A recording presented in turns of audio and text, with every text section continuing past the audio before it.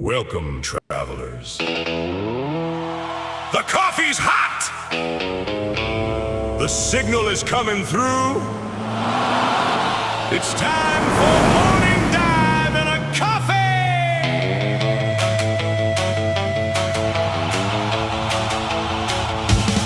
Woo!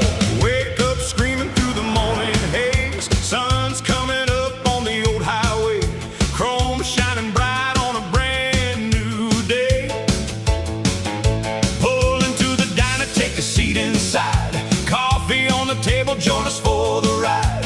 Caffeinated frequencies, it's just right. Neon signs glowing in the morning sun.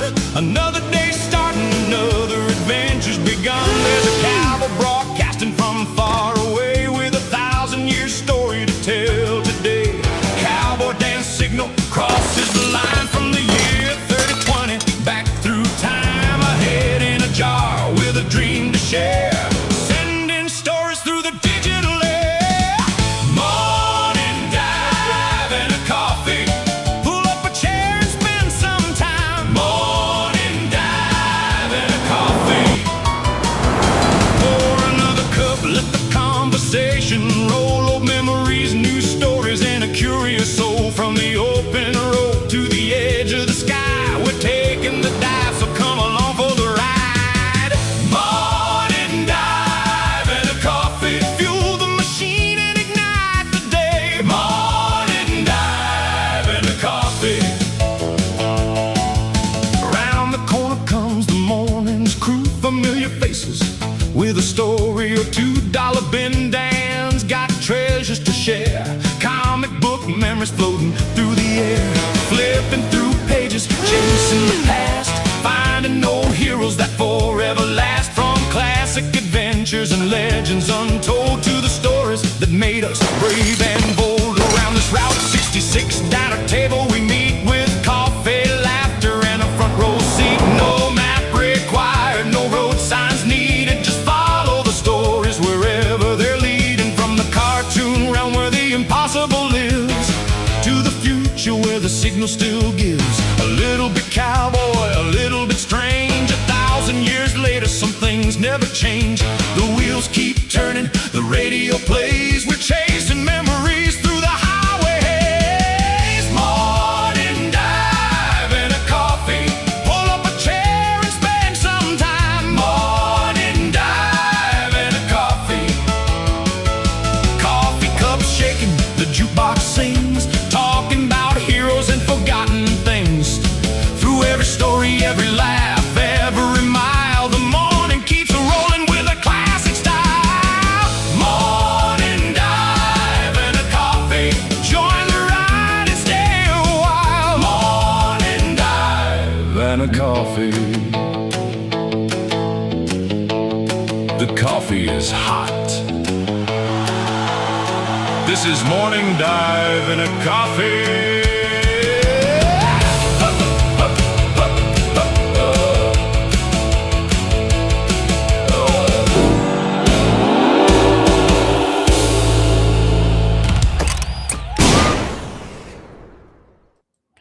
Hey, howdy, hey, boys and girls. This is Morning Dive and a Coffee, and you're here with KJCowboyDan and Dollar Bin Dan. Woo! It's been a wild week this week. A lot of news, a lot of things have happened, I've been having a lot of fun. So, hey, Dan, how you doing this morning? Pretty good, boss. How you been?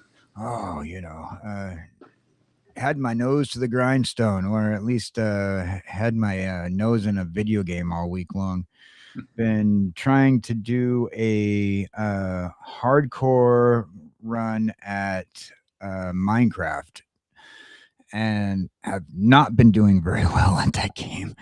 I realized I'm better at the game when it's in a peaceful builder's world instead of a hardcore survival world. It is a horror game in 8-bit.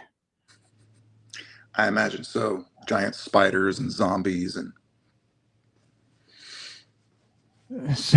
all kinds of creepy crawlies at night. Yeah. I was pulled a late nighter last night. I was gonna pull an all nighter playing it because been trying just like do different hours, try to pull in a bunch of different people. It's kind of my subathon month. I do it every year. This is this month well marks the beginning of year 4. I've been on the internet for 4 years now.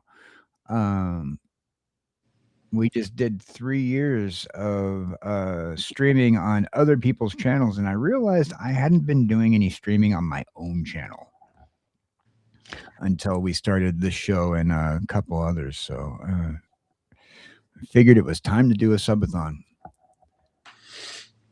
That's awesome. I don't even really know what a subathon is. Is it Uh, just like you hawking your show for new subscribers? yeah, pretty much. It's kind of like what they do on PBS, except I'm not brave enough to beg for money. So let's look at chat. We got the collector saying morning, Northern German plat for morning, good day, good evening, good morning. And then he says, so Dan also is a Mexican. Oh, possibly. I don't know. Uh, just asking because Cowboy's definition of punctuality seems to be one of my wife's and the brother-in-law. I'll tell you what, I was having some problems with the uploading the theme song for the day. I always make an edit so that way it features our thumbnail. And for some reason, the theme song wasn't uploading to the platform just right. But glad you keep feeding the algorithm. Keep on placing those comments in there. We appreciate that. I much appreciate you, and thanks for supporting us over the last couple of weeks, Collector. Now, Dan Collector's been joining me and King on my evening show that we've been doing, and also kind of was hanging out with me and Theta for a little bit too. Cool. Yeah. Let's see who else is in chat. We got Lieutenant Garatina in chat. Morning, Garatina. And if anybody else is in chat or you're hanging out after the fact and you're watching on the VOD, feel free to drop a comment, leave a like, let us know what we liked. If you didn't like the show, even leave a thumbs down. That helps push us through the algorithm in a different way and also tells us what we are doing right and what we're doing wrong. So, did you do anything big this week? Go to the comic book shop, pick up any good deals? No, I've been saving my petty cash because I'll be going out of town. So I'm going to hit some virgin territory while I'm out. Ah, So next week, hopefully, I'll have entirely too many comics. too many comics. I've never heard that phrase before. Neither have I. Huh. But, you know, you got to strive for new goals. It's what keeps life interesting. I keep on telling the collector who's hanging out in chat that he's got to send me some comics and German comics. You know, I kind of want to see like the take that they have on the Red Skull. What? I didn't say that. Or get you a copy of Ubermensch. Right. I just want like German comics. I think that'd be funny. You know, I can't imagine Peter Parker, Spider-Man, in German, but I'm looking forward to it. So you hear that, collector? You got to send me some of your comics. Send me something in German. That's for sure. Collector's currently in Mexico nowadays, but he's from Germany. Yes, hook me up as promised. Absolutely. So, you're hoping to come back with too many comics. So you already have your comic book shop route planned for your big vacation? Oh yeah, we're taking my son back to university, and there's a comic shop there in Governor Square Mall in Tallahassee. So I am definitely going to be spending some time there. Oh, Tallahassee, Florida. Whew. Yep, the boy's going to be graduating Florida State here in just a couple of months. Oh, right on graduation. So it's time to get out of school and do something. Yeah, he's got to get into the real world now, which is, oh, God forbid, going to be quite a culture shock for him, I think. I live in the real world. It's been a culture shock and it hasn't gone away. Because he's basically been in school for the last 2 decades. Oh, wild. 2 decades of school. What's he going for? Public health. That'll probably do it. That's always changing. Yep. It changes just right when you're about ready to get out. Now you got to go back to school because they changed it. Yep. I tried to go back and get my degree a little while ago, and they basically told me I would have to retake all the classes I had already taken because the curriculum had changed. What were you going to school for when you went? I hadn't declared a major yet. What did you want to go to school for? I went for theatrical journalism and radio broadcasting, and got certificates and dropped out. I started in theater because I got a scholarship through my theater program in high school. So I started as a theater major, but then, like we were talking about before chat, I realized how weird and degenerate most of the people I was hanging around with were. And just plus, the discovery that I didn't really have any talent. Yeah, I ignored that. Every time my teachers, one said, well, you have a face for radio. And literally, I got the "you have a face for radio." I thought that was like a catchphrase, but no, it's something that they actually say. And also, my radio, the people who were running the radio station at the school, Oregon Tech, KCC, not much of a radio station, but it's there. They're saying, "Oh, well, you do realize that in a couple of years, everything's going to be automated and it's going to be on the computers, and reel to reel is already a thing. So like, there's no need for real DJs, and anybody who knows anything about music's no longer really a thing. It's all talk radio." Yep. Just discouraged me up the board, and ended up opening up my own mobile DJ company and not having to listen to anybody and not going anywhere. But here we are talking on the internet, like I think I'm on a radio show in the morning. The collector says, "That's the attitude. I always told my daughter, look, you study medicine, I study Spider-Man." That's fair to say. Yeah. Although her studies may end up being a little more lucrative in the long run. It's hard to get a lucrative career going as a comic book subject matter expert. Yeah. Now, if you're going to study anybody, study Hank Pym. You'll probably get a better education. In slapping your wife around? Oh, that too, yeah. I was just thinking about making pocket universes so that way you can hide out and not have anybody bother you. But I always conveniently ignore that part of Hank Pym's history. He says, "I started with political history, but changed it to medicine once my father got sick in order to save the private consultation. And hey, now I'm a doctor and get to mistreat fellows for money." Yeah, there you go. Mistreat or treat.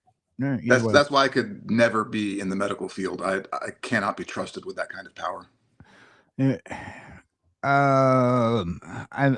I don't think I could be in the medical field either. I first question I'd ask is it something you can walk off? Do you need a Band-Aid? I can help you with those things. Anything else? Here's some Tylenol. Call somebody else, please. My medical questionnaire would start: do you now, or have you ever talked in a theater? And if they answer yes, I refuse them treatment. Oh, yeah. Did you also, sub question, do you turn your cell phone off? Or do you talk on speakerphone in public? Oh, that person's immediately just going, there's no help for you, dude. There's no help for you, dude. So, recently,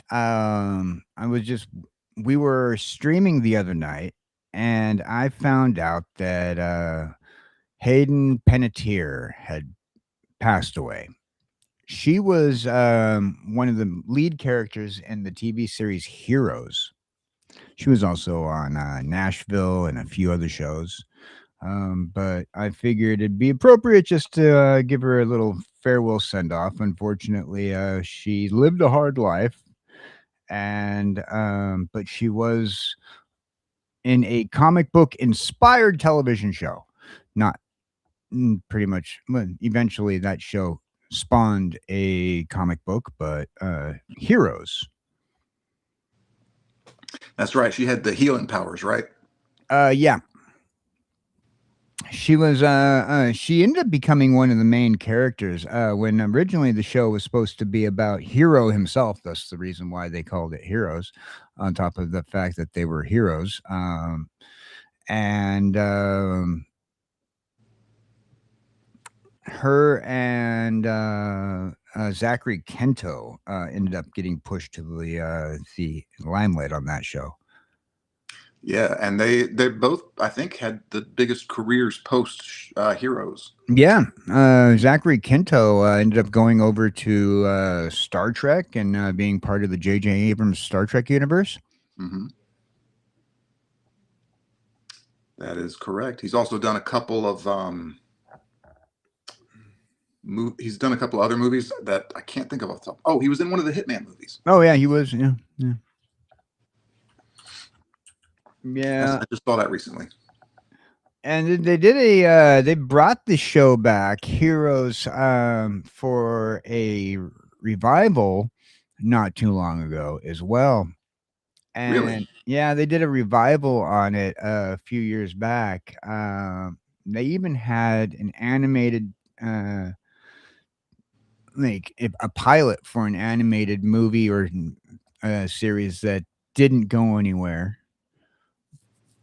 But yeah, so Hayden Panettiere was one of the main characters in that show, and she just recently passed away. We were watching Butterfly Effect with Theta over at the Nerd Archaeology channel for his movie night, and Jamie Lynn Simmons was posting about it in the chat, and caught us by surprise because we didn't want to talk about it during the show. And by the time we got around to it, there still hadn't been any information on it. Now, you were telling me backstage that there might have been some substances involved, I guess would be the best way to put it. Yeah, she. What I'm hearing is that she died of a drug overdose. I know she said that she struggled with addiction in the past. Which is true of a lot of people in Hollywood. The saddest thing to me, though, is she was 36 years old. She had a 12-year-old kid. Yeah. And my heart absolutely goes out to her kid and her family. I mean, her parents also must be absolutely devastated. Yeah, she was found unresponsive, and she was on vacation at the time too. So like with her fiance. So like that kind of sucks, you know. Well, not necessarily vacation, but she was away from home. I think she was like probably doing some work or something away from home.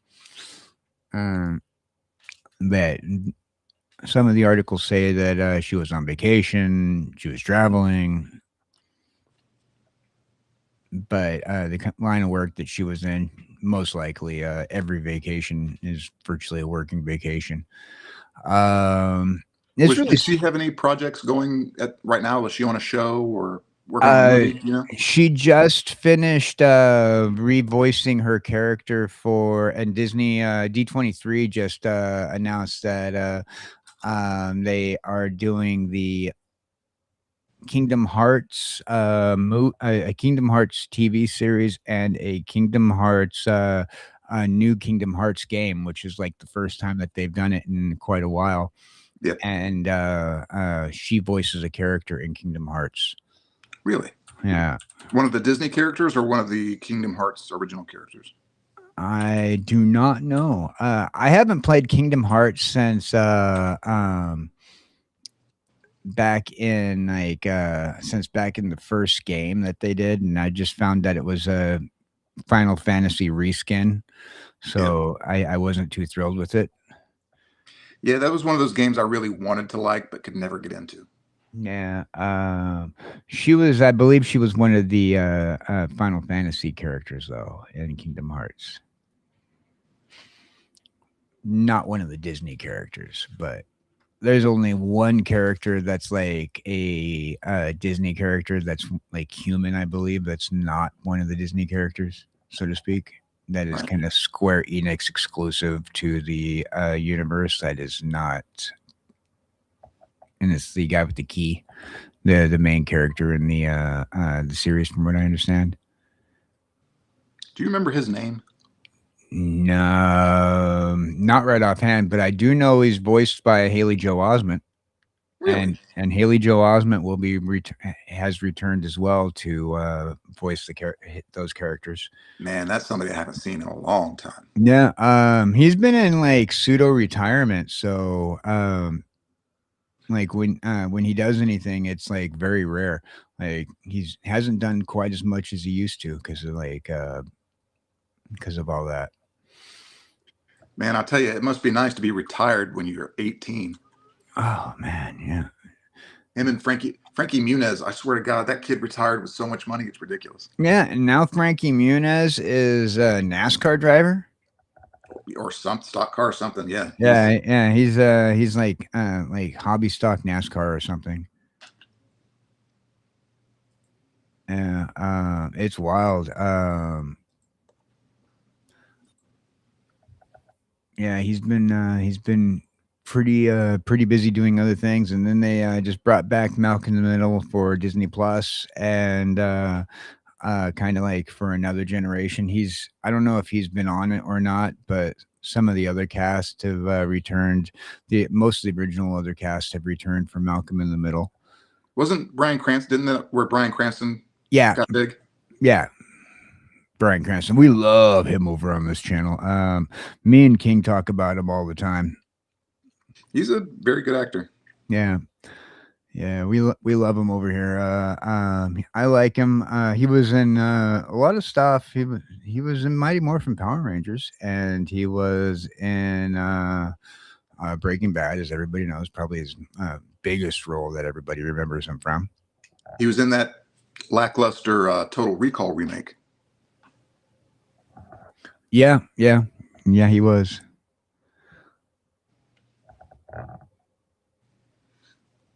I'm looking at chat, and I got distracted. Why are we talking about Jar Jar Binks here? Come on, whatever Jar Jar there wasn't Star Trek. Oh yeah, that was different. Oh yeah, Ahmed Best was the guy that played Jar Jar. Yeah, Ahmed Best was the guy who played Jar Jar. We don't use that name over here when you're talking to a guy in a jar. No, we like Ahmed Best. He actually played multiple roles, and but anyhow, D23. Because we do have some Star Wars announcements. Apparently, they're going to be doing. Not only did they announce that there's going to be a Kingdom Hearts 4 and a Kingdom Hearts animated series. But they did announce that there will be more Star Wars in the franchise. They did a first look at a movie or TV series featuring Ryan Gosling as Yeah, that's going to be a theatrical release movie, I believe. theatrical release movie as Starfighter, which I believe that's he's a character from one of the video games. Oh yeah. I haven't played too many of the newer video games, so I don't know about that character. He's not in any of the beta canon that I've read from the books. And when it comes down to the comic book beta canon, I stopped reading when I don't know, Dark Horse days. I don't even know who's doing the Star Wars right now. I think I picked up a couple of the Old Republic comic books, but I haven't really read much of the Star Wars beta canon. But I've actually got a bookshelf dedicated to Star Wars novels that I used to read those all the time. I liked the Timothy Zahn novels that they did for that. You know, the stuff that they did that came out during the prequel era that takes place during like the Clone Wars and I honestly I liked those books more than I liked some of the prequel movies. I think with those books, you kind of get a better appreciation for the prequel movies because a lot of people like kind of bagged on what George Lucas did with the prequels, and there's only so much you could do with trying to make things understandable. And by the time the prequels came out, people were like, "I don't really understand the Force, man. It's like some imaginary whatever that." It's power that they have, but everybody has it according to Yoda, but not everybody can use it. Why? You know, and so like in order to explain that away, Lucas came up with this horrible great idea. I mean, a great idea, but horrible at the same time. Well, why don't we introduce these metachlorians, which kind of explain that away? But that just even made it even more confusing, which made it stupid and lame. And because people don't understand science as much as they don't understand magic. Plus, I mean, I understand why they did it. They wanted to have some way to be able to measure and quantify somebody's force capabilities. Right. But a bacterial infection wasn't the way to go to me. You know, having little microbes that attune you to the force just yeah, it doesn't work for me. Although one of the Timothy Zahn books, they kind of like took that to a little degree, and they were talking about like the microbes and whatnot that create the force. And I think it was one of the clone books that he was talking about, where there was a certain planet that they sent cloned Jedis to because they for whatever reason, I don't remember what the whole storyline was, but they sent these clone Jedis there, and But you couldn't clone Jedis. Like you can't clone force. yeah. There was a couple of Jedis that got cloned in this book, and they sent them to this planet that nullified the force. Yeah. But anyhow, I don't remember what book it was. I think it was a Timothy Zahn book. Most of the stuff I read in the beta canon I liked was from Timothy Zahn. There was some of the other stuff that I read as well in the books. James Luceno is another name that comes to mind that I really liked his stuff. Yeah. You ever read Truce at Bakura, which also led into courtship with Princess Leia and a few of the other Leia-centric books? No, the only stuff from the OT, the original trilogy, that I've read are the Heir to the Empire books and what was it? Was it Dark Empire, the one that took place between Empire and Jedi? Yeah, Dark Empire, yeah. Yeah, I've read that one. But most of the stuff that I've read was prequel era. Because there was just a dearth of that stuff. Yeah. Early 2000s. And the other thing is, when the original trilogy novels were written, most of them, the stuff in the movies hadn't been fleshed out very well, the mythology. So the Force hadn't been really very well defined, and a lot of the characters and races and stuff. So there's a lot of stuff from those original books that have just kind of been written over by the films. Right. That a lot was written over by the films. Also, then you had like the stuff that came out like in the late 90s for early generation books, and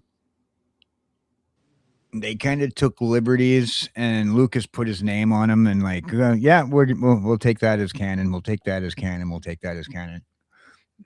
So like a whole, it kind of had a whole lot of, we're gonna throw this in there and hope it works. Fortunately, they've managed to, for the most part, keep that those book timelines very well, like accurate, without like without changing and retconning too much. Here's a question. Do you think they're going to bring Mara Jade into the film continuity? I've heard rumors on and off for a while, but not since the Star Wars content has slowed to a crawl.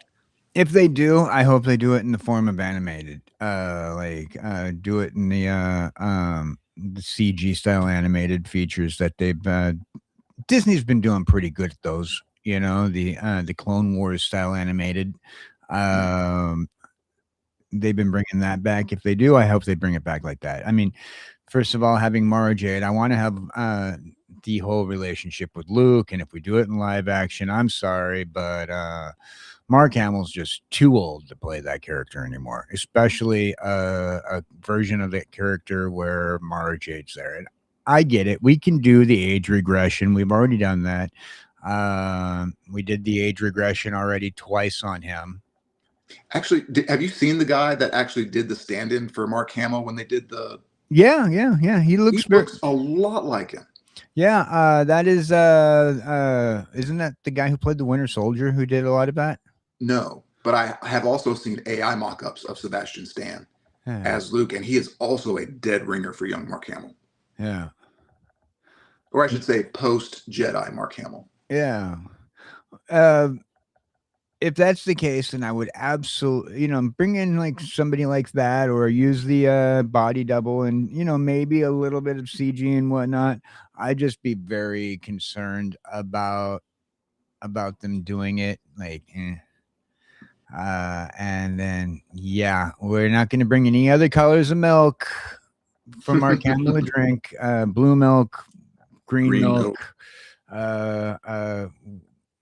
We were okay with it when he put it in his cereal at Uncle Ben and Aunt Bruce, but we're not gonna bring any more colored milk into this mess. Yeah, especially not straight from the tap. Yeah, no, that was I don't know whose idea that was, but I'll tell you exactly whose idea it was. Kennedy, you a freak of nature, woman. Darth Kennedy. Yeah. I don't think we're going to get invited to D23 to cover the expo. No, well, it's already ended, so I don't think we're going to get invited for next year either. But while we're sitting here talking about D20, I went to one D23 when it was in Anaheim back in the early 2000s. Oh yeah. When D23 and the Disneyana conventions were part of each other, for the people who remember Disneyana conventions, those are the collectibles, collectibles convention out of Anaheim.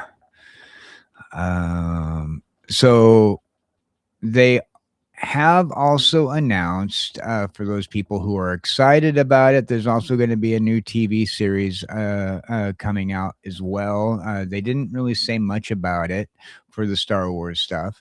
Now, did you get a chance to watch the Vision Quest trailer?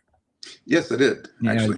They dropped that at the D23, and then like immediately within hours of them dropping it, rather than to have it leaked onto the internet, they just already had it set to go live, and it looks all right. It looks better than WandaVision. WandaVision, for me, I liked the premise of WandaVision, the idea, Yeah. The whole sitcom. It kind of fit the mood of the comic book too, to a certain degree. But I was not impressed with their execution. Oh yeah, no. Because the first couple of episodes, they were each a different style of sitcom. But the one thing they all had in funny were none of them were, or the one thing they all had in common was none of them were funny. Yeah. And like I said, it was a good concept, but it was a poor execution of the idea. Hopefully they're able to execute. This looks good. I mean, I've only saw the trailer for Vision Quest, and it looks better. Not a big fan of James Spader's homeless man beard, but yeah, that was definitely a choice. Yeah. They keep on doing something different when James Spader. Whenever I see him on television and movies, like I grew up with James Spader being Daniel Jackson from Stargate, and he looks a certain. Hold on a second. My cat needs to stop laying on my keyboard. I swear, this cat purposely. I put my keyboard in a different spot every single time, and the cat goes directly for it. Anyhow, where were we? James Spader. Yep. Oh, and don't forget he played Stewart in the werewolf movie with Jack Nicholson, Wolf. Yes. Yeah. I know a lot of people bag on that movie, but I love it. It wasn't that bad. I mean, what do you expect, right? I mean, first you got Jack, you know. Well, look, Jack Nicholson, Michelle Pfeiffer, James Spader. That's a dream cast right there for any movie. When I was young, I had that Daniel Jackson, James Spader look. Kind of specky. Yeah, glasses, that long hair from the 90s, that, you know, that whole look that he had in Stargate. That was my look back then. Let's see. The collector says, guys, I got to go. I bought a popcorn machine for the shop, and it's getting delivered today. Have a great time, and thanks again for the great start of the day. Thank you very much for joining us this morning. Popcorn machine. Nice. Yeah. Hope buttered or unbuttered? Inquiring minds want to know. I butter it myself with the pump. I always go a little overboard on it, though. I stopped doing butter on the popcorn since they started using just pure coconut oil. Yeah. Because you can taste the coconut when you go heavy on it. And that weirds me out, eating coconut flavored popcorn. I don't like the coconut oil in the pump, but I do like putting a little bit of the coconut oil in the popper, you know. So, but we got an old school air popper recently, and I got to tell you, it's wild how different the popcorn comes out in that versus like the microwave bag stuff.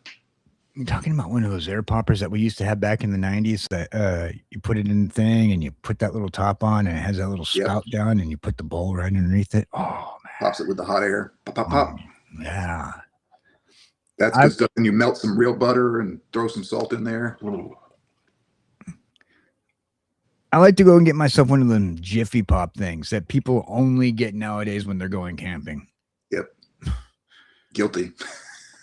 Used to get those all the time and pop them on your stove, but now people only get them when they go camping. Yeah, when the kids were little, we'd build a campfire out in the backyard and we'd get Jiffy Pop and s'mores and hot dogs, and that was a good time. Yeah. Yeah, good times indeed.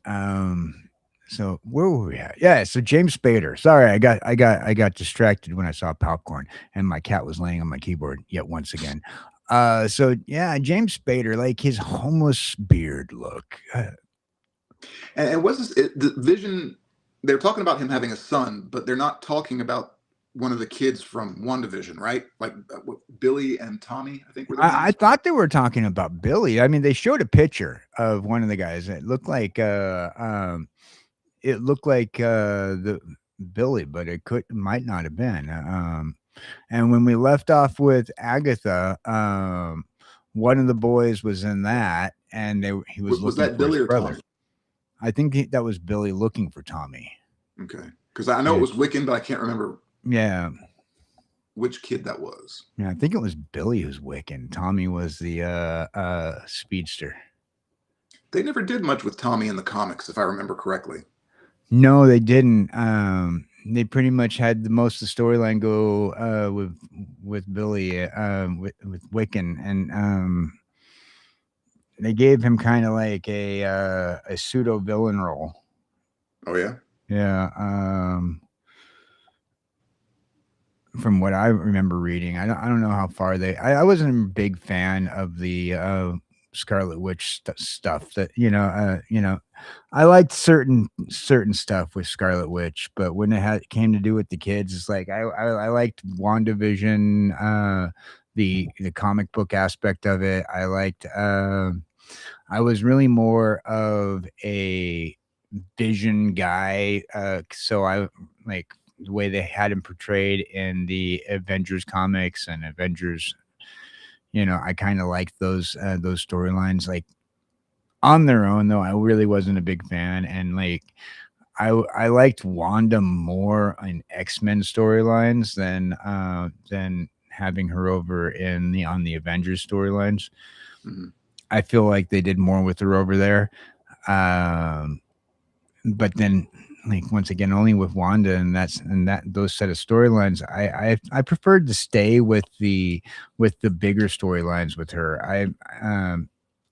Following her regularly though was too much of a chore. Oh yeah, and she's one of those characters that's all over the place. Like she's a mutant, but she's magic, and her magic is her mutant power, and then no, it's not, and then yes, it is, and then she's crazy, and then she's sane again, and then she's crazy again, and then she's one of those characters that they just cannot keep her on an even keel. She's overly retconned. We used to have character Bibles for a reason. And this is one of the reasons why I've always believed that, like, with the reboots and kind of like universal changes, every time we go into a Battle World Secret Wars, and we use those to retcon the entire 616, and they only do that so that way they can take these newer versions of the characters that they have from these alternate universes that work better for how they're trying to sell to a modern age. And I'm not using the modern age as a derogatory term, like but like out of the silver age into a modern age, or out of the 1990s modern age into what we're using now, which a lot of it seems like they've just moved everything from Ultimate Spider-Man, Ultimate Universe, over into the regular 616. And then they're also like adapting the movie concepts over into the regular 616 in the comic books, because we got to keep the continuity in line with the films nowadays, instead of deciding that we're going to keep the films in line with the continuity. And so you kind of throw everything off, and on top of that, all these other continuities that they can't keep track of what's going on. Back in the day, it used to be like you had these comic books, these lines, and we were talking about this the other day. That it was already hard enough to be able to read a comic book when you had to go back. And if you missed this part of the story, read it in Amazing Spider-Man number 312. And so now you had to go back and grab Amazing Spider-Man 312 just because you wanted to know what was going on in that one Avengers book, that Spider-Man just happens to be there because he's Avengers reservist. Yep. Oh, the old reserve status Avenger. Yeah. And then a lot of people are like, oh, well, it's Spider-Man, he's there. But he's never there. And then he's there. Well, he's a reservist. He's a kid. He's too busy doing street level things. Yeah, if he's a street level character, then just have him be a street level. Why don't you? He's in New York. You know who else is in New York? We got the Defenders in New York. you know, Heroes for Hire is in New York. Fantastic Four. You know, I said Defenders only because of Netflix got me used to saying Defenders instead of Heroes for Hire. Netflix inappropriately naming that show. Yeah, they do that a lot. When they introduce I'm looking Heroes, at you, Thunderbolts. yeah, right, Thunderbolts, yeah, asterisks. Although I gotta say, that was one of the better bait and switches in a Marvel movie. Yeah, The whole, this wasn't actually the Thunderbolts, it was the New Avengers. That was the New Avengers, yeah, and in the Spider-Man movie, Milena, is that White Widow? Or the new Black Widow? Yelena Yeah. Belova. Yeah, she says the New Avengers saw this, and I'm like, oh, so you know, didn't they like completely like end the New Avengers storyline? It didn't work, but I guess we're still gonna run with it. Okay, but Actually, the New Avengers. were they gonna? Was the one Bendis did that led up into Secret Wars, right? Right, yeah. Or no. Secret No, Invasion. in Secret Invasion.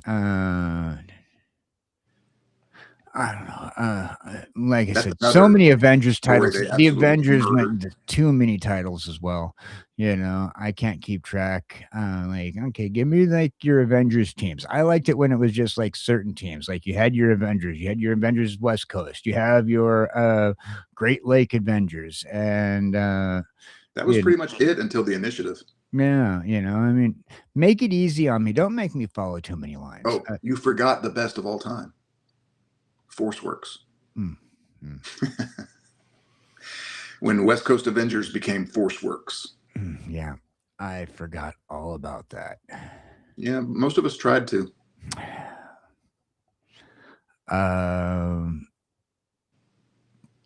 So Avengers Doomsday got its first official trailer, and I wasn't exactly thrilled with with it, but once again, I'm going to reserve my right to make choices about whether or not I like something until after I see the movie. But now, remember that this is the Russo brothers. yeah, And the Russo brothers showed us a bunch of stuff about Endgame, and none of us knew how that movie was going to go after the first 20 minutes. right. And all the theories were off. So everything. I'm hoping that what we've seen in the trailers is from like the first 15 minutes of the movie. My theory. Yeah. If you don't want any potential spoilers, this is just me guessing. Speculation. Speculation and spoilers are two different things. We have no idea. We've never seen the movie. We weren't invited to any of the test screenings. And although we should be, we're very likable people. Absolutely. Marvel, if you're listening to this, you made a mistake not inviting us to the test screenings. We would have glazed you and not spoiled anything. But yeah, my journalistic integrity is totally for sale. Absolutely. Because we're not technically journalists. Exactly. We are fans who would enjoy the product, and if we have problems with it, we're going to look at it as an alternate universe anyway. It's not the comic books, and we understand that. And this is one thing that we always so far we've always preached to everybody who watches. We're not going to get comic book accurate no matter how hard we try, but we're going to enjoy what we get, and hope the storyline's great, and hope that the actors and actresses are good. Just like with X-Men, with the cast revealed at D23, we're going to hope that Sadie Sink is able to, her role is written in a way that fixes what they did in Spider-Man. Now, I am absolutely looking forward to Kit Connor playing Spider-Man. I mean, not Spider-Man, Cyclops. Kit Connor playing Cyclops. Do we know him from anything? He's a smaller actor. He's another British actor. Where for some reason that's all we post. He's been You know in, what? We need an American James Bond, just yeah. to teach them a lesson. We got Brits playing Superman, Spider-Man, Batman. He was in Ready Player One, as a throwaway character. What's funny about that is the last kid that played Cyclops was the star of that movie. Yes, yes. So there's a little thing there for you, I guess. Nothing I've really seen other than Ready Player One, but looks like he was in a TV series called Heartstopper for 24 episodes. Dark Material was another TV series he was in regular. So he's one of those small, not too many people know him actors. He was in a movie with Colin Firth called Mercy. Other than his Dark Materials, I haven't heard of any of this stuff. Yeah, I haven't heard of any of it either. With so like other than Ready Player One and Dark Materials, small time actor. Right now, Disney has always been a fan of pulling people in that they don't know about. Yeah, they cost less money. They cost less money. Yeah, we're paying for people who don't pay money. Cost money. That's why they tried. That's why they're slowly been phasing out the whole like MCU stars. They didn't really want to pay for Robert Downey Jr., although they're bringing him back because I feel like they want to bring people back to the watching Marvel movies, and so they're doing one last hurrah with all these characters in order to go, okay, this is your last chance to play these characters. We're gonna if you play them, we're gonna be replacing you, and people are gonna be happy with it in that case. And I'm really hoping that they do it right if they're gonna be doing a handoff movie. I've never been a big fan of handoff movies. Just recast characters. If you're gonna recast, just recast characters. If you have to, I understand, just make sure it's not always Tom Holland and Zendaya. I'm kind of getting tired of that. Like everything, like what, 4 movies this year? How does those two kids have enough time to star in 4 movies in 1 year? I have no idea. Well, let's see. Holland was in Odyssey and Spider-Man. What else has he been in? Both of them were on Odyssey and Spider-Man, and then they were they're in the next Dune movie. But from what I understand, that the Tom Holland's in Dune. Yeah, I believe he's in Dune as well. Or I know Zendaya is in Dune. I think Tom Holland is too. Let me double check.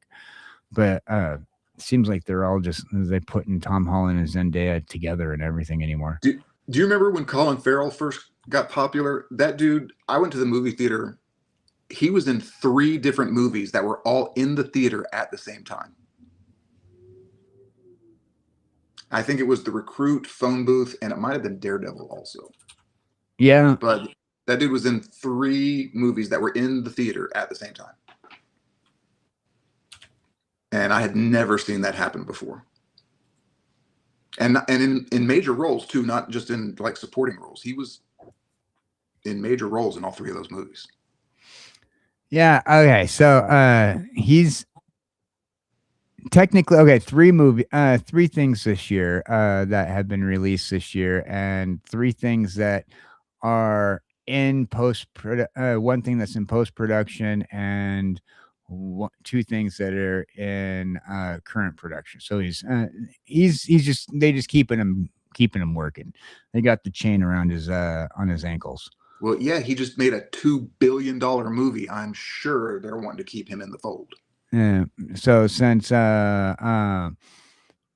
within the last year, he's been in 4 movies that's been released. If you include, like, since this year is only halfway through, a movie called Never Stop Playing, Prada Pragmati, I don't know, I can't even think of the words, where he's doing something that Peter Parker should be doing in the picture, actually taking a photograph or something. The Odyssey and Spider-Man Brand New Day, and then a short for Spider-Man Brand New Day, and multiple Spider-Man Brand New Day commercials.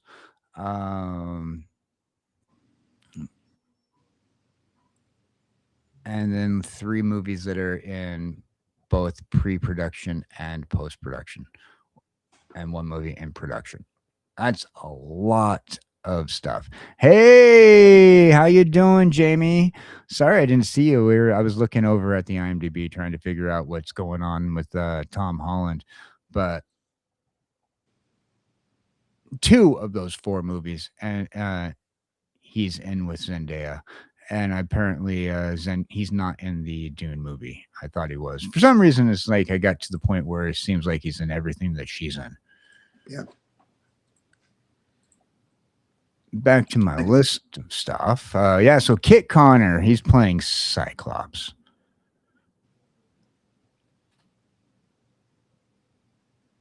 By the way, I'm stealing that name next time I create an original character. Kit Connor. That absolutely sounds like a Marvel. It does. It's just spell it with either 2 K's, Kit Connor or you spell it with 2 C's, and then it's absolutely a Marvel character. We got a new Professor X, which means we only have to watch Charles Xavier die 1 more time. That's right, because Doomsday will be Patrick Stewart's last film ever. He is retired. Yeah. So so far, every franchise that Patrick Stewart was in that had him playing Professor X has killed him off. Logan, X-Men, the 3rd movie, and then we had X-Men Days of Futures Past. Virtually, we saw him died multiple times in that movie. He also died in Doctor Strange. Doctor Strange, yeah. So they love to kill off Patrick Stewart in those X-Men movies. Yeah, so, yeah, but I think he's died more often as Patrick Stewart than he did as Picard. Right. Professor X, the most killed off version of Patrick Stewart. So Christopher Abbott is playing him. He does not look like a character that I would cast, a guy that I would cast as Professor X, but we'll see how it goes. I mean, this is an American actor, so this will be we actually get an American playing a British guy from New York. Is Xavier British in the comics? I don't know.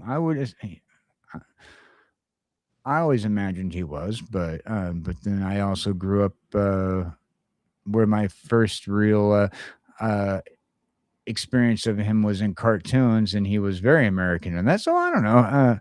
It seems to me like they're going to probably to a certain degree try to build up to that X-Men 90s cartoon series in a live action. I'm hoping for. So I'm curious to see how this guy works out. But Christopher Abbott, who's going to be playing Charles Xavier,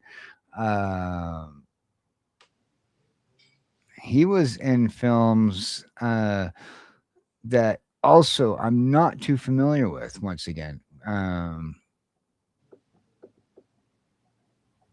lot of stuff I'm not familiar with, and this is Disney's style lately. Is we're gonna grab people that nobody knows, and people are gonna pretend that they know. Okay, 1 movie, 2016. Whiskey Tango Foxtrot. It was a nothing movie. I saw that one. But was that Tina Fey? Where she was like a war journalist or something? Yeah. Tina Fey was a war journalist, yeah. That's the one. That's the only one that I've seen of him being in there. But he's got a lot of movies under, or a lot of productions under his belt. Just nothing I'm familiar with. You know. I'm assuming Disney's trying to not spend too much money. Yeah. But once again, I reserve the right to judge after I've seen the movie because it could actually it could be a good movie. Then we got Samara Weaving playing Emma Frost. She looks like she could play a young Emma Frost. Samara Weaving, she's a Australian actress. Um,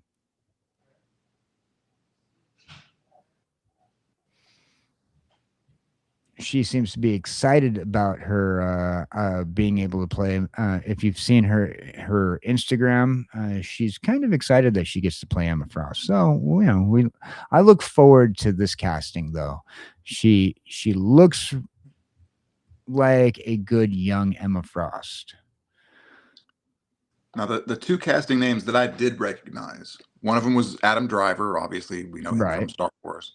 right. And the other was Indy Navarrete, who is kind of new. She was in that last Superman show on the WB, and she just recently did a horror movie called Obsession. Right. Okay, so I like her.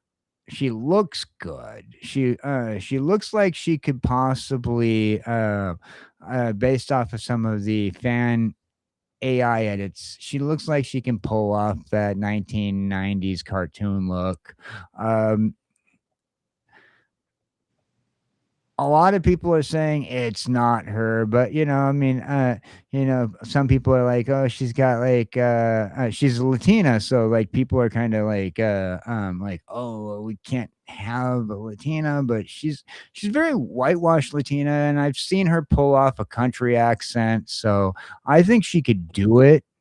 I mean, after all, like I was kind of worried at first when Disney pull when the one of the people involved in the movie said we're making this movie for the next generation of people watching, but they always say that. Sometimes that could be a nail in the coffin, sometimes it could be something else. But she was this. India Navarrete. She was in 13 Reasons Why, very successful show. The CW's Superman and Lois. While I didn't watch that one, uh, much of that one, I didn't watch Superman and Lois,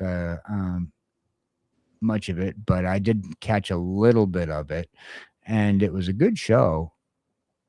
I could see her playing the character.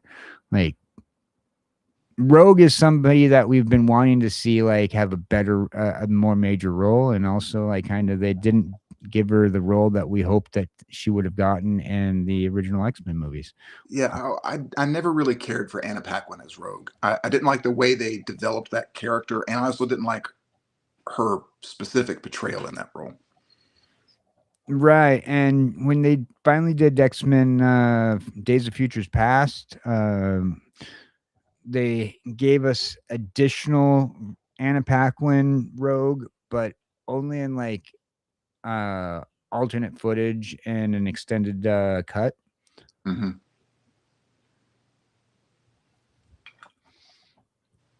um I don't know. I want to see this one. I want to see her and Adam Driver. Definitely want to see Adam Driver. Isn't he playing Mr. Sinister? Yeah, that's what they're saying. He's going to play Mr. Sinister. Um now, They've teased Mr. Sinister in a couple of the movies, but I don't think we've ever actually seen him in live action. no, we haven't. They teased him. There was a reference to him um by name, not by his actual name, but I think it was in Logan, wasn't it? Because that yeah, he was the head of the company that created Laura. yeah, yeah. So yeah, it was in Logan. No, I really want to see this. I really want to see it. I want to see what they can do with it. Like as more and more of the cast is being revealed, it looks good to me. Like I was worried at first, but I was only primarily worried because okay, we're gonna use Doomsday to pretty much kill off all the way I understand it, and if the Doomsday plotline leaks are accurate, we're going to be using it to kill off legacy characters and introduce new characters. It's an interesting way of doing a handover movie, and all. So It's basically going to be Crisis on Infinite Earths, a la Marvel. yeah, and plus it's the kind of the way that Marvel's done it in the past by merging, using Battle World in a sense to retcon the entire 616. You know, these are the characters that we're going to use now. This is the versions. We're going to keep these ones right here. Sorry, Silver Age, you're gone. You know, we're pretty much doing the same thing here. As long as they write it, like I keep on saying, as long as they make a good storyline, and these up and coming actors and actresses, because we got to realize X-Men 99 was 30 years ago, almost 28 years ago. Yeah, and actors, they fight it hard, but they do age. Yeah. I mean, there is rumor though that we will be seeing Hugh Jackman return, possibly as Logan yet once again. But Hugh Jackman, he doesn't age. Now, they've recently brought Hugh Jackman into the classic MCU with Deadpool. Yeah. And they've announced that he's going to be back for more projects. Right. But they're currently recasting the X-Men with kids, which means eventually we're going to get a new Wolverine. We have to. Yeah, eventually we're going to be recasting. I don't mind recasting, like I said. You know, if we're going to have a certain storyline and you have to recast because the actor's aged out, I'm very good with suspension of disbelief. You know, okay, so it's for a lot of people, it's uncanny valley when you do a recasting, but in a franchise. But I'm okay with it. Look, we're used to it. All right, we get a new James Bond every couple of years. We get a new Batman every couple of years. We had Spider-Man two Beckys in the same Roseanne series going on at once, alternating. Yep. Two Beckys. Oh. Yeah, I think that movie audiences can't handle it. They held on real tight for continuity reasons with the MCU, and I appreciate that, what they did. But I don't know if that model is sustainable going forward, of having all the same actors play all the same characters. No, in all the movies, and I don't think that's sustainable going forward. It's not. We're getting old. We're getting. I'm getting old. You're getting old. We've been watching these characters for 30 years. 20 years for the current MCU. Man, that is wild. You know, we just got Iron Man 20 years ago. It just seems like yesterday for us, you know, but we finally got an Iron Man. Robert Downey Jr. kind of like, you know, almost my Iron Man that I would have picked, minus the fact that Robert Downey Jr. is no longer intoxicated. And my Iron Man in the comic books was pretty much intoxicated. There was a huge storyline about that, you know. Devil in the bottle. You know, yeah, devil in the bottle, you know. And I always made a joke. I always make this joke that better casting for Iron Man, and people always hate me for this, is fighting words, I know. But rather than Robert Downey Jr., Charlie Sheen. Go with me on this. Charlie Sheen as Iron Man. Devil in the bottle right there. Boom. That might hit a little close. Well, actually, it hit a little close to home for Robbie too. Yeah, it did. But you know, you had a sobered up Robert Downey Jr. by the time he got into that, and you know, he was no longer that brat pack kid that got himself pretty much banned from Hollywood. You know, and the fact that what was that Robert Downey Jr. that he was Paramount. He was Paramount. Paramount had the rights to the Iron Man. That's right. I forgot when Iron Man 1 came out, there was no MCU and Disney had not bought. Yeah. I wonder if Paramount still has the character rights for him, because they haven't done a movie in a while, and I don't know what their like some of the movies were like 7 years. You have to do a movie or at least start one or whatever, or have some form of production. And some of the movies were like within a decade. It seems like I don't know what their whole thing is, and like with like the whole Mandarin storyline, that was part of the Robert Downey Jr. stuff, but they weren't using the same Mandarin. But then they used then they made one of my favorite side characters that had nothing to do with the thing, the fake Mandarin, the actor. Yes, Trevor Slattery, played by Sir Ben Kingsley. Oh man, brilliant He was the role. one bright spot in that god awful Wonder Man show. Oh yeah. Yeah. Now they've canceled that one. It's not coming back. It's not coming back at all. Yeah. I heard they canceled that one like during production. They were actively working on that show. Yeah, from what I understand, they canceled it during production. I think like they like got into like a couple episodes of the second season that in production. So maybe they might have if they decide to release the last couple episodes, or maybe they just gonna scrap those. But yeah, what's out there is out there. That's gonna be it. They Little released the last couple episodes of Mandalorian into the theater, and that did not go well. Yeah, well, they did that because, um, well, we won't say her name too loud. We don't want to invoke the name of the devil, but She who must not be named. she who must not be named. She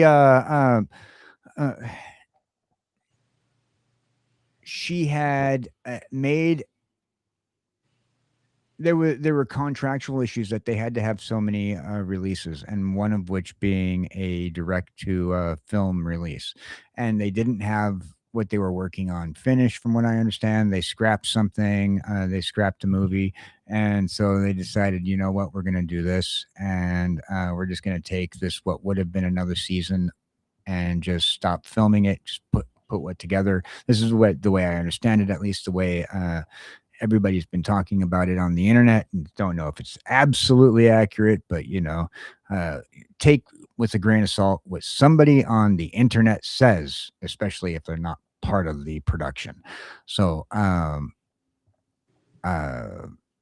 allegedly they just said, okay, well, we have this TV series, we'll just put it together and release it. And it looked like, and pretty much it, have you seen it, The Mandalorian Grogu?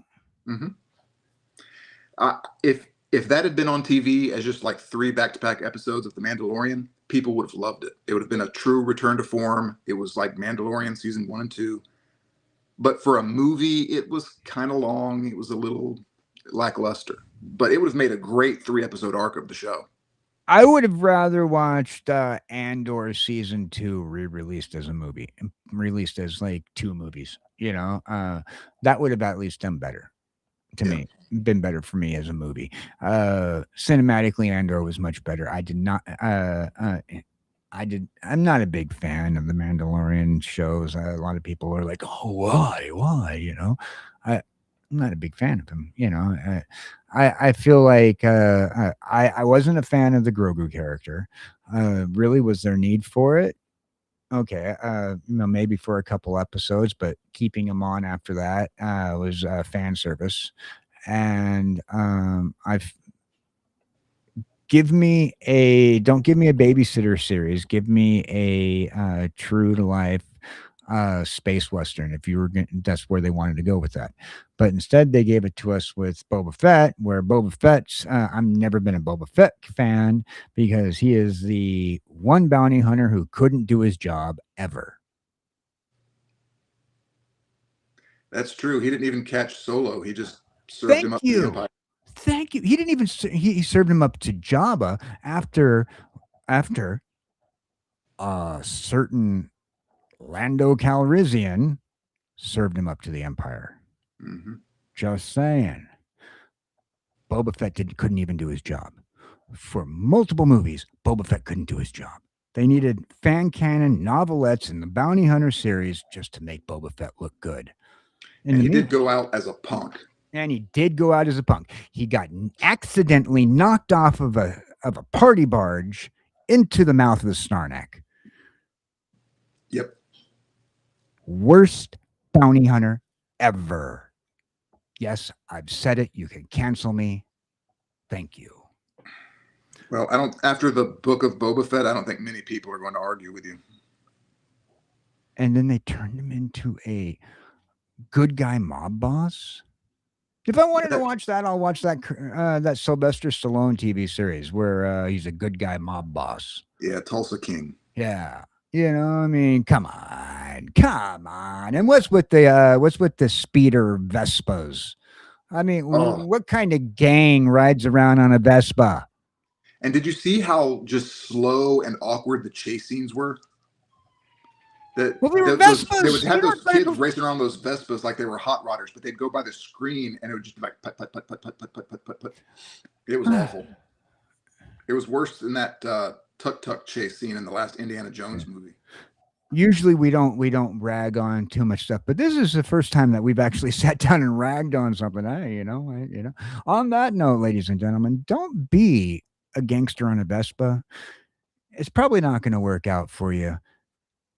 Although I did like the Rancor, having one of my favorite actors of all times as a Rancor trainer. Good old. Who was the Rancor trainer? Danny Trejo. Oh, yeah, he was. I forgot about that. Oh, yeah. You know what? Robert Rodriguez did direct that episode. Yeah. So that makes sense because they're friends. Yeah. From what I understand, he's like, put me in it. I don't care what character I have, just put me in it, And there's been a lot of we talked about this on one of my other shows, Cowboys and Kings that I do on Friday nights.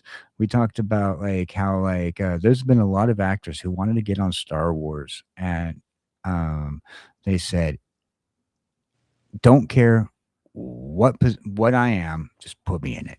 And they do that, they do that quite often. That's how Sam Jackson got cast. He has to be like a stormtrooper or something just so he could be in a Star Wars movie, and George Lucas made him Mace Windu. Yeah. Daniel Craig played a stormtrooper. Yeah. Daniel Craig played a stormtrooper as well.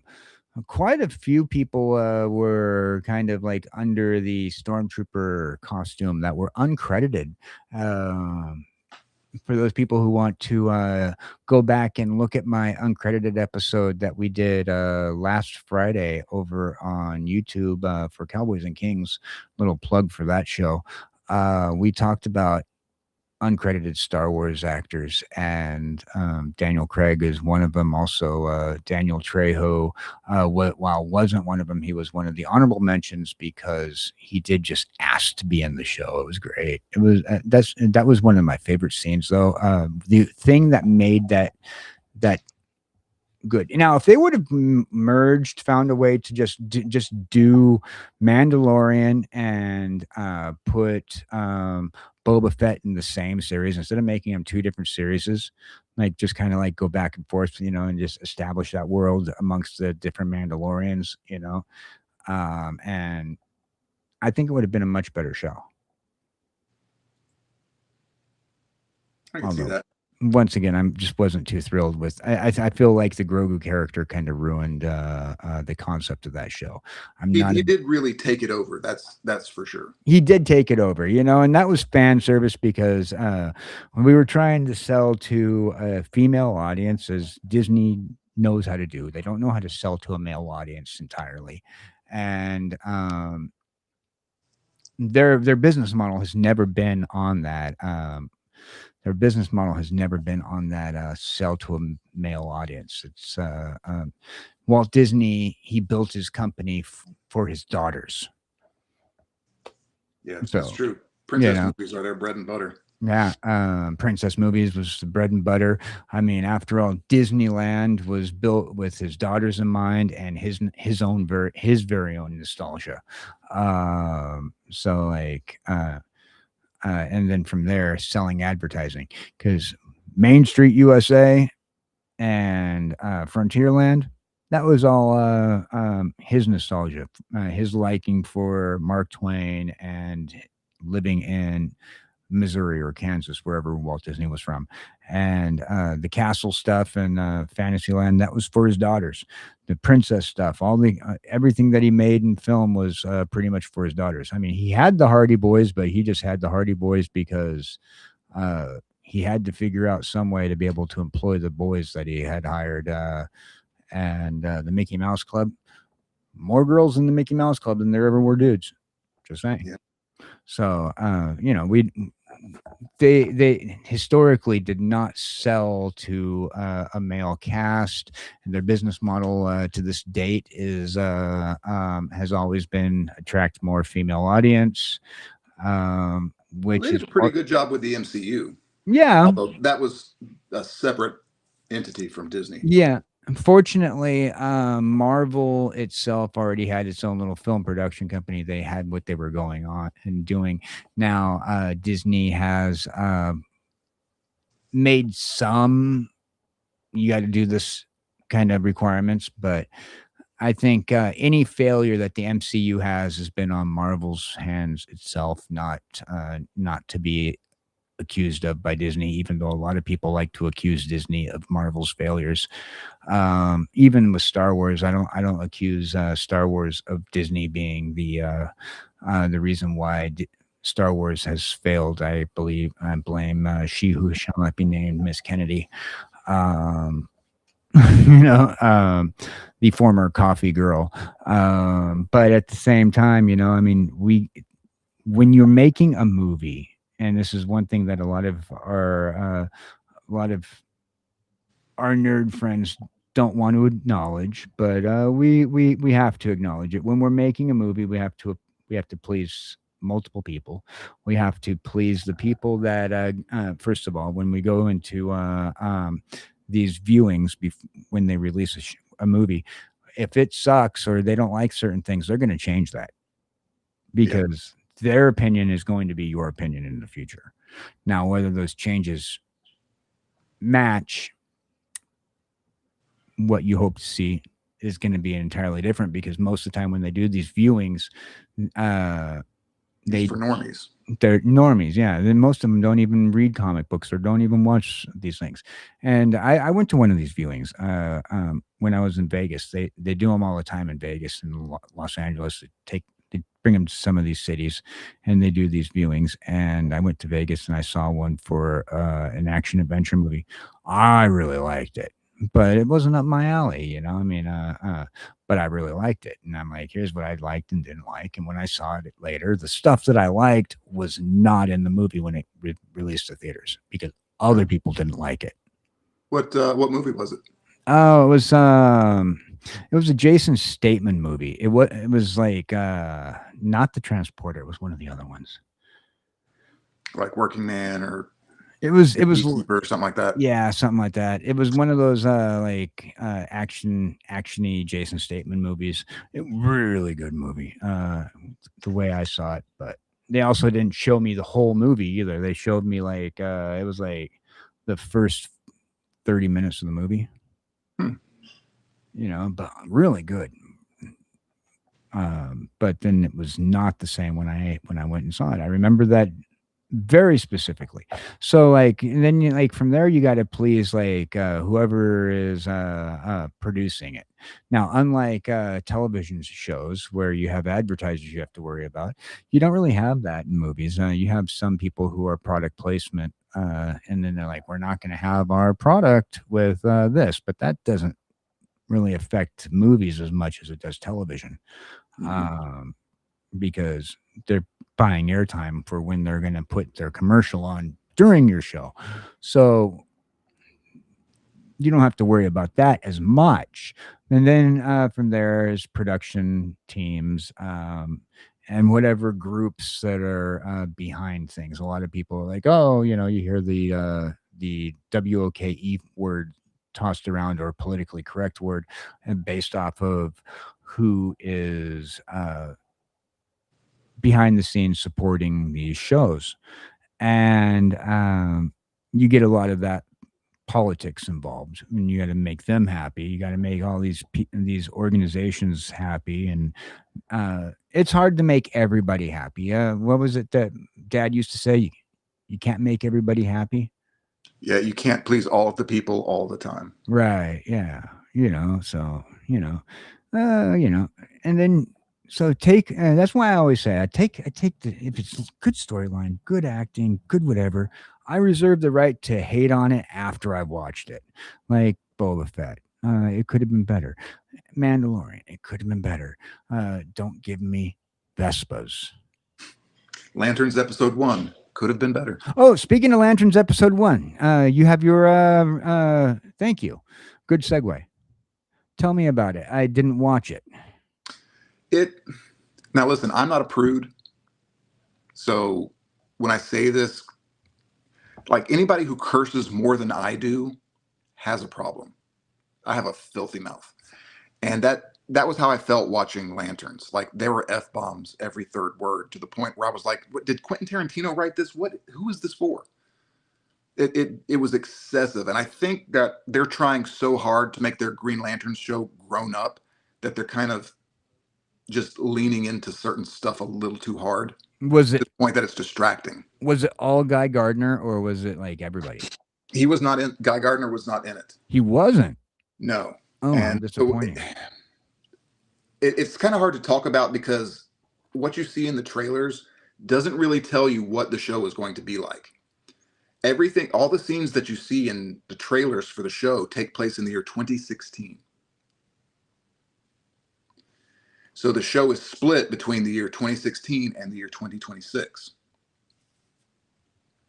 Okay.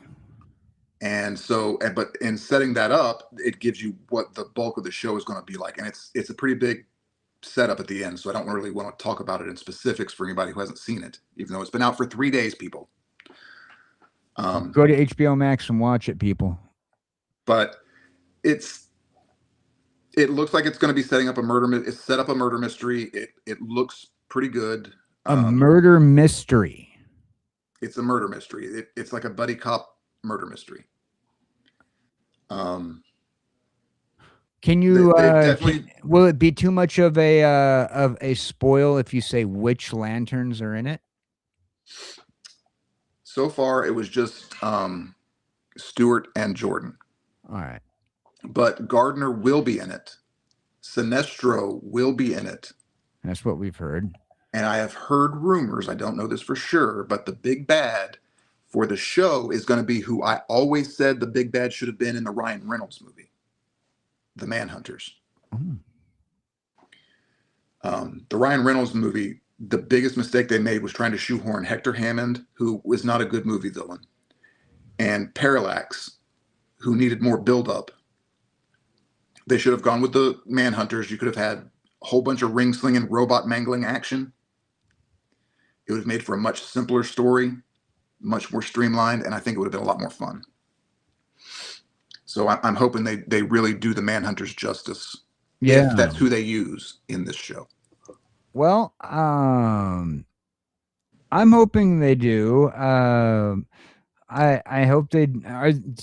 So when they do bring Sinestro in, I hope that they do him good. Well, from what I understand, he's a prisoner of the Corps at this point. So he's already done his heel turn and then been slapped down. Oh, okay. Now, what I don't know is if this will be before or after he forges the yellow ring. But I've got some theories about where the show might go that I would really like to see. And it involves Guy Gardner getting a yellow ring. Yeah, I really want Guy Gardner to get yellow ring. Absolutely. My favorite version of Guy Gardner, you know. Mm-hmm. Yeah. Yeah.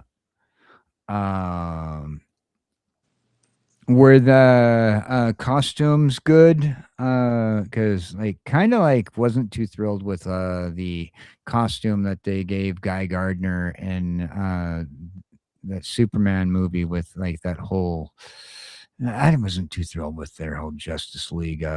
Matchy outfits. Yeah, I ranted about that quite a bit. that I mean, was the worse. version of probably only, at the time, I was thinking that was going to be the only time we'd ever see Guy Gardner in live action. And they didn't give him the one classic look that he's always had. They gave him that stupid white Justice Gang. Yeah, Oh, God. I liked him with that old torn sleeve jacket. Plus, I die a little inside every time somebody says the word Justice Gang. Yeah, yeah. No, it wasn't too. Yeah. But yeah, I really, Guy Gardner was the only healing part of that, and like, so I hope that like they do him justice. Maybe now I'm kind of disappointed to a certain degree about over swearing, but uh, I don't think that you need to swear all the time. And it's a stupid nitpick, but when I notice it to the point that it's distracting, it's a lot. And Yeah. I think that when you're shooting a series like that, it's broken up and you don't always see it put together and realize it.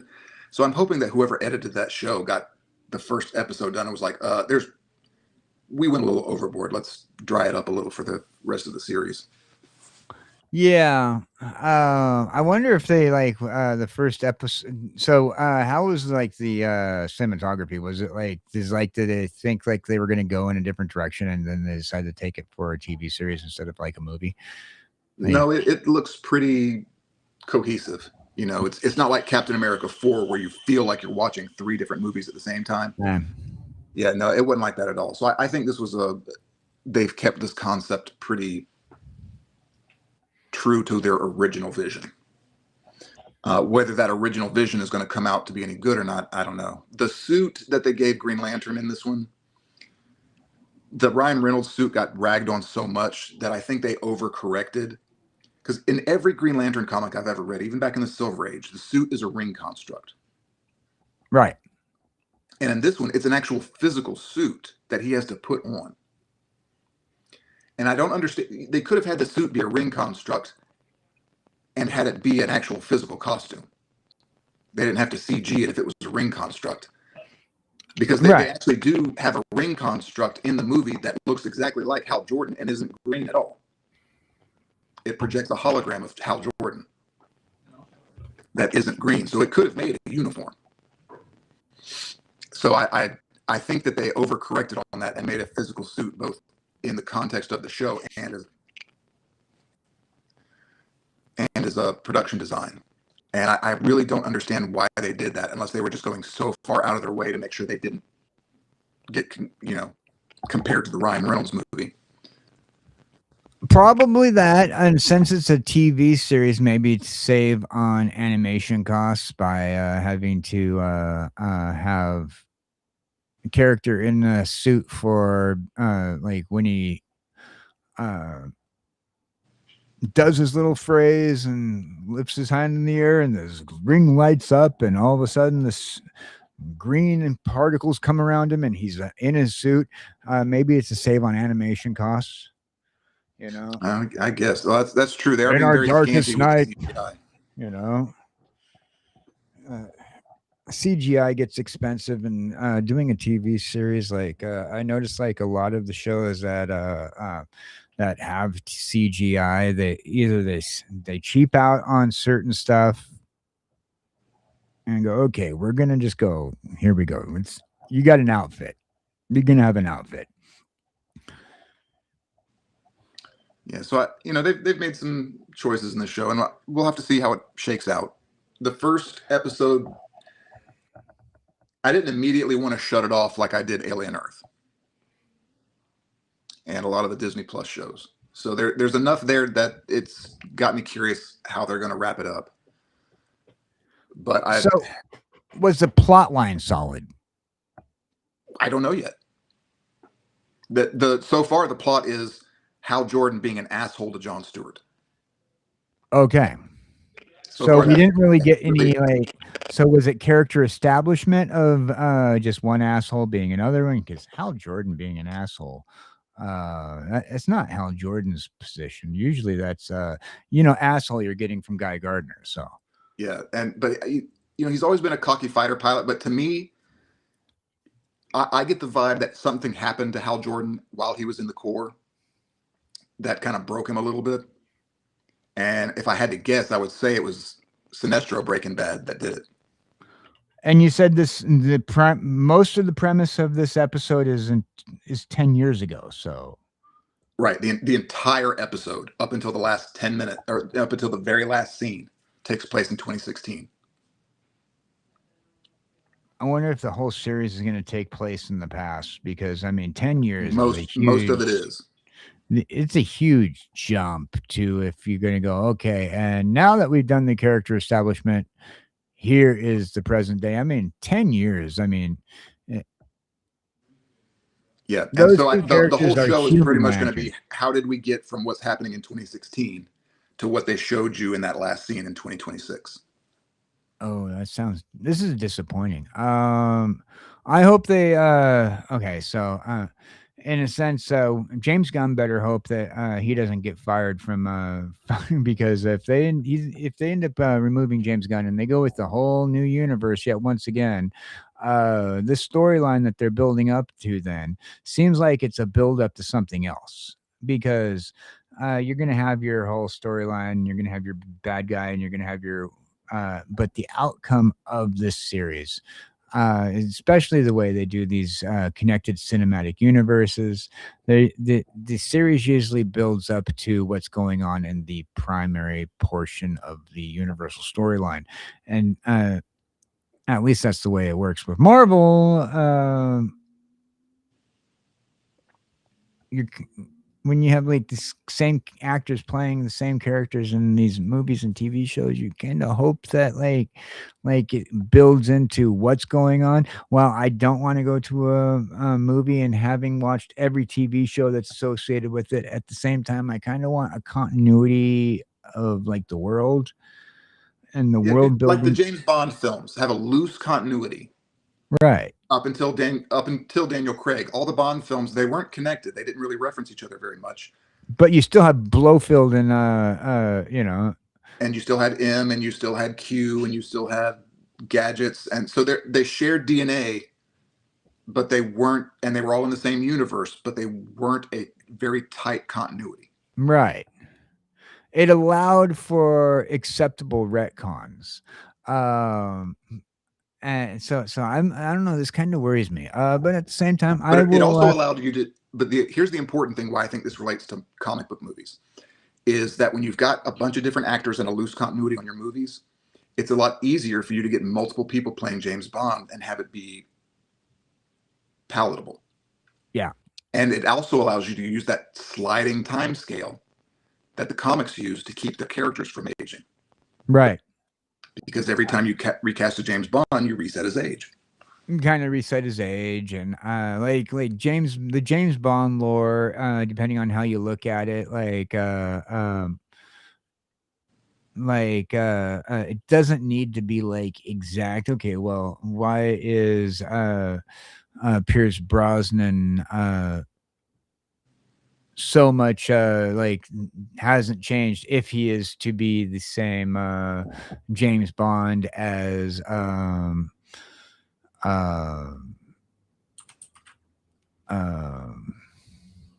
can't even think of his name right off the bat. Timothy Dalton. Timothy Dalton, thank you. If because pretty much James Bond and Timothy Dalton and Pierce Brosnan were virtually the same Bond. Like he even said that he based his performance off of Timothy Dalton. And see, that's why it's shit. I lost my train of thought.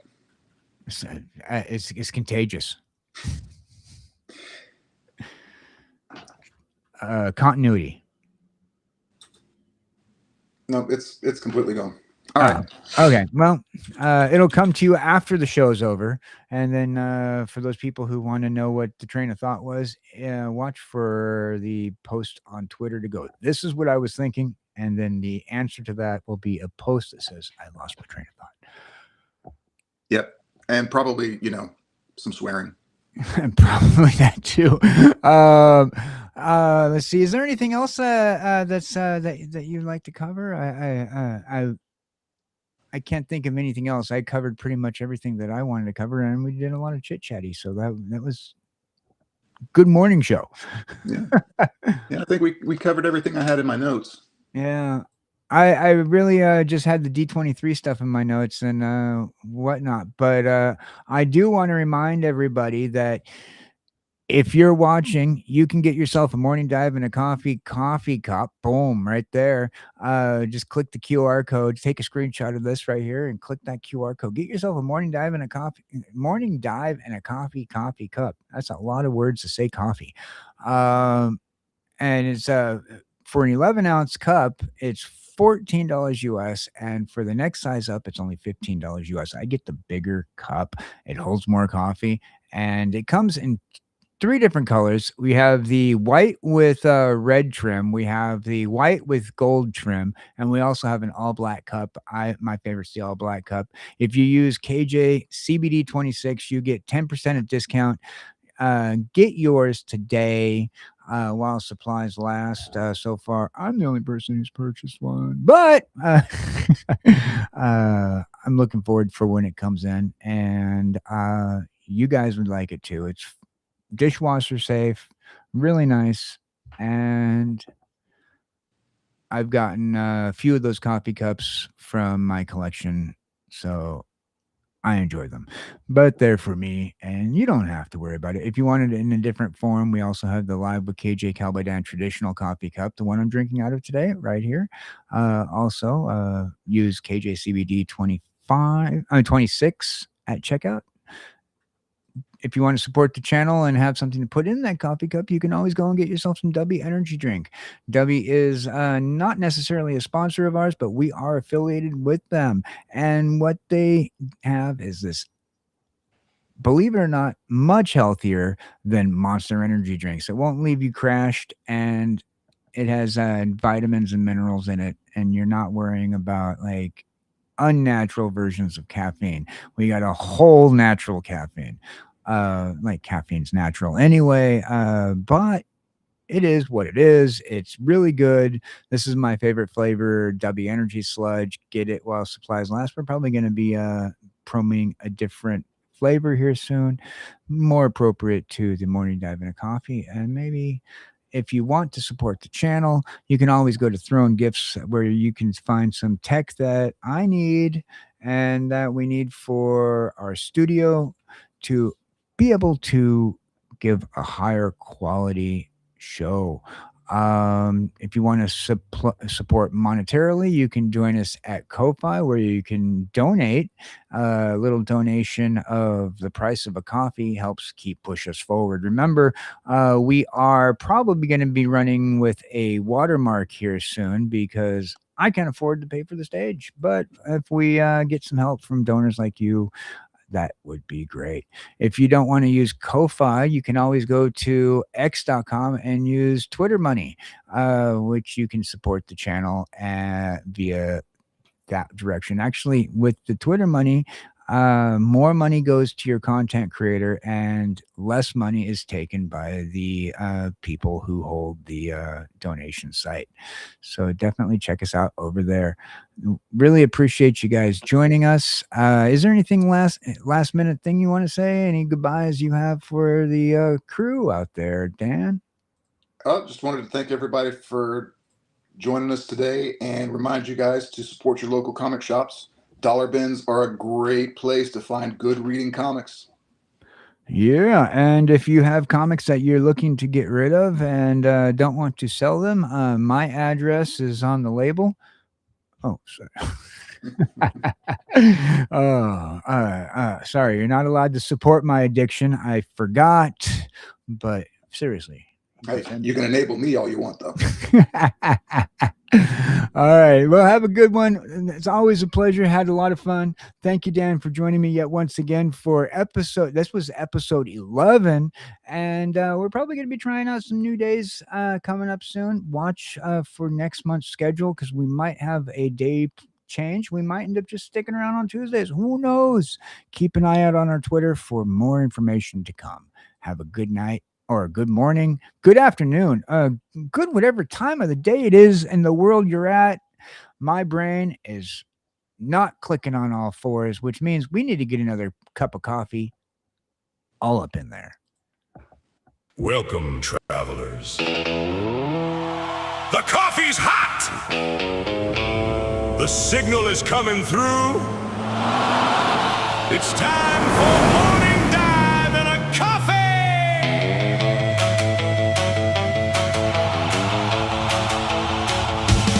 Woo! Wake up screaming through the morning haze. Sun's coming up on the old highway. Chrome shining bright on a brand new day. Pull into the diner, take a seat inside. Coffee on the table, join us for the ride. Caffeinated frequencies, it's just right. Neon signs glowing in the morning sun. Another day starting, another adventure's begun. There's a cowboy broadcasting from far away with 1,000-year story to tell today. Cowboy Dan signal crosses the line from the year 3020 back through time. A head in a jar with a dream to share. Sending stories through the digital air. Morning dive and a coffee. Pull up a chair and spend some time. Morning dive and a coffee. Pour another cup, let the conversation roll. Old memories, new stories, and a curious soul. From the open road to the edge of the sky, we're taking the dive, so come along for the ride. Morning dive and a coffee. Fuel the machine and ignite the day. Morning dive and a coffee. Around the corner comes the morning's crew. Familiar faces with a story or two. Dollar bin Dan's got treasures to share. Comic book memories floating through the air. Flipping through pages, chasing the past. Finding old heroes that forever last. From classic adventures and legends untold to the stories that made us brave and bold. Around this Route 66 diner table we meet with coffee, laughter, and a front row seat. No map required, no road signs needed. Just follow the stories wherever they're leading. From the cartoon realm where the impossible lives, to the future where the signal still gives. A little bit cowboy, a little bit strange. 1,000 years later, some things never change. The wheels keep turning, the radio plays. We're chasing memories through the highways. Morning dive and a coffee. Pull up a chair and spend some time. Morning dive and a coffee. Coffee cups shaking, the jukebox sings. Talking about heroes and forgotten things. Through every story, every laugh, every mile, the morning keeps rolling with a classic style. Morning dive and a coffee. Join the ride and stay a while. Morning dive and a coffee. The coffee is hot. This is morning dive and a coffee.